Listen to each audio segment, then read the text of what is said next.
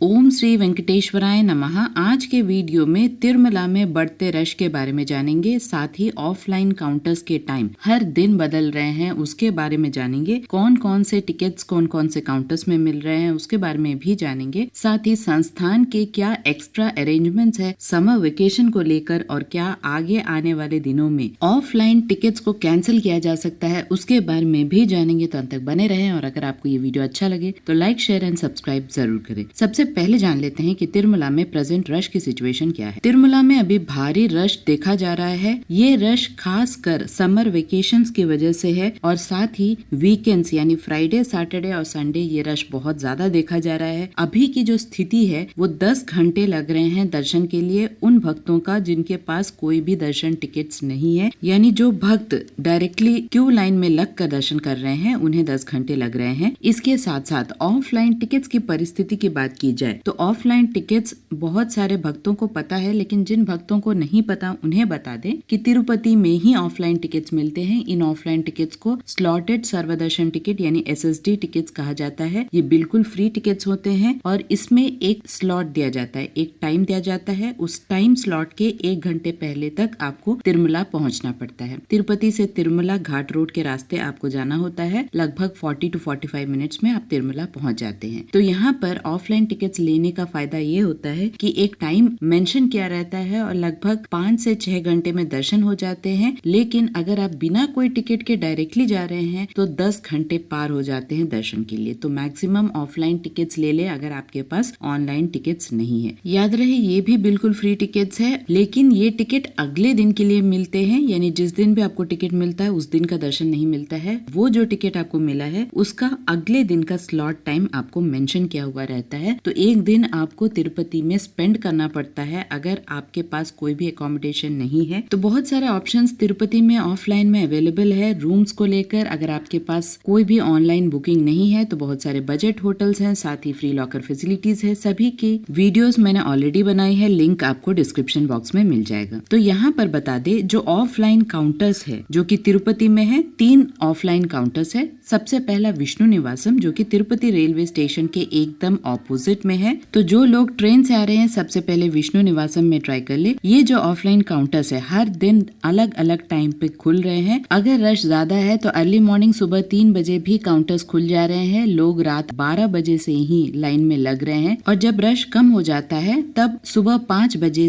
Counters खुल रहे हैं। यहाँ ध्यान दे, पहले ऑफलाइन टिकट्स कम मिलते थे, यानी 8 से 9 हजार के टिकट्स हर दिन के मिलते थे, लेकिन अभी इन्हें बढ़ा दिया गया है। जब रश ज्यादा हो जाता है तो ऑफलाइन टिकट्स का जो कोटा है उसे भी बढ़ाया जा रहा है, यानी 20,000 तक हर दिन का टिकट्स मिल रहा है। जब कोटा बढ़ रहा है तो ऑफलाइन टिकट्स दोपहर 1 बजे तक भी अवेलेबल हो रहे हैं। तो इस हिसाब से समर वेकेशन में पूरी तरह से रश पर डिपेंड करता है ऑफलाइन टिकट्स का मिलना, और कितने बजे तक ऑफलाइन टिकट्स मिलेंगे ये भी पूरी तरह से रश पर डिपेंड करता है। और अगर आप फ्राइडे, सैटरडे, संडे आ रहे हैं तो और भी ज्यादा कंफ्यूजन देखा जा रहा है। तो फिलहाल जो संस्थान कर रहा है वो ये है कि जब भी रश बढ़ता है तो सुबह 3 बजे ही टिकट्स मिल जा रहे हैं, और इन टिकट्स को बढ़ाया जा रहा है 20,000 तक। तो ये पूरी तरह से लक और रश पर डिपेंड करता है कि आपको टिकट मिलेगा या नहीं मिलेगा। अगर टिकट मिल रहा है तो 5 से 6 घंटे में दर्शन हो जा रहा है। तो पहला काउंटर विष्णु निवासम है जो कि तिरुपति रेलवे स्टेशन के